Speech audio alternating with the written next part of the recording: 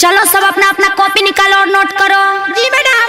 A for apple, B for बड़का apple, C for छोटका apple, D से double apple. Madam जी भीतर हम आ जाए। लेट काहे हुआ रे?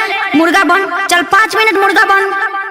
न मैडम छोड़ दीजिए। काहे छोड़े? चल मुर्गा बन अभी। छोड़ दीजिए न, छोड़ दीजिए मैडम। अरे चलो बनो अभी। मैडम छोड़ दीजिए। बड़ी बदमाशी करता है। हमेशा ये लड़का बदमाशी। अब नहीं ना बदमाशी करेगा? अब ना मैडम नहीं करेंगे मैडम। हाँ तो कान खोल के मेरा ये बात सुन अभी। बड़ी आए हो लेट कर साजा मिलेगा, तुम भी गड़ गए हो मारा ताजा मिलेगा। सॉरी मैडम छोड़ दीजिए ना। बड़ी आए हो लेट कर साजा मिलेगा, तुम भी गड़ गए हो मारा ताजा मिलेगा। फिर कहना न बाद में सॉरी। मैडम हम गरीब के बाल बुतरू हैं, हमरा साथ बहुत अन्याय हुआ है। क्या हुआ है? बुझिए मेरा फीलिंग हमको का बताए यारी। अरे कौची कहना चाह रहा है? खिया में हमको पकड़ लिया था एगो 2 नंबर छौड़ी। ये बात कौन थी रे? उखिया में हमको पकड़ लिया था एगो 2 नंबर छौड़ी। अरे देवंतिया तुम देखी है इसको? मैडम जी ये तो 1 नंबर खिलाड़ है, इसको कौन कुछ कर सकती है? झूठ बोल रही है। नाया मैडम जी अगर सहेली थी। क्या क्या कौन सहेली थी? क्या नाम था उसका? नाम बताओ। मिक्स बाय दीपक दिलकश।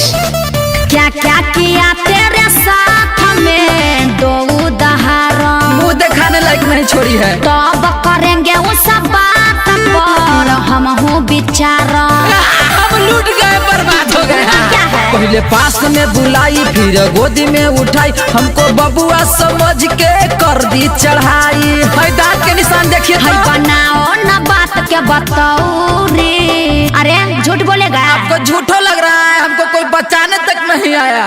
बुझिए मेरा फीलिंग हमका बताए आउरी। अरे कोची हुआ साफ साफ बताओ। उखिया में हमको पकड़ लिया था एगो 2 नंबर छौड़ी। अरे समझ रहे हैं तो कौन थी, कहाँ की थी, क्या नाम था, इसे बताओगे तब ना। उखिया में हमको पकड़ लिया था एगो 2 नंबर छौड़ी। हाय राम, ऐसा हुआ है तुम्हारे साथ? मैडम जी ये मट्टी लगाना का बोलेगा, ये तो खुद गड़बड़ है। देख देवंती है, ज्यादा मत बोलो तो गाड़ी से करिया देबो। तुम लोग झगड़ा वगड़ा मत करो, शांत बैठो ठीक ना। होता नहीं विश्वास ऐसा घटना है घटल, तुम डरना नवम प्रकाश रहना बात पर डटल। सब तो चाट के उजर कर दी। क्या की है? एगो बिनती बा छोट तनी कर दी सपोर्ट, देखी फूल गया है छौड़ी काट लिया वोट। अरे दांत तो गड़ल है। जाना रमन बिहारी नयब चौरी। अब बिल्डर तुम संभल के रहना, खतरा है तुम्हारे ऊपर। ठीक है मैडम, 1 साल पढ़ने नहीं आएंगे हम अब। बुझिए मेरा फीलिंग मैडम का बताए आउरी। अच्छा समझ गए का? उखिया में हमको पकड़ लिया था एगो 2 नंबर छौड़ी। अच्छा छोड़ो अब, जाने दो, भूल जाओ आप सब, छोड़ो बात। उखिया में हमको पकड़ लिया था एगो 2 नंबर छौड़ी। कहे थे ना मैडम जी कि ये 2 नंबर है, देखिए आपने कह रहा कि पढ़ने नहीं आएंगे। चल तू चल, तेरा बाहर समझा दो, चल तू चल। देखो तुम लोग हल्ला गुला मत करो, यहाँ से चुपचाप सीधा घर जाना ठीक ना।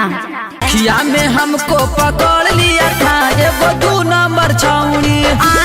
ये बात कौन थी रे?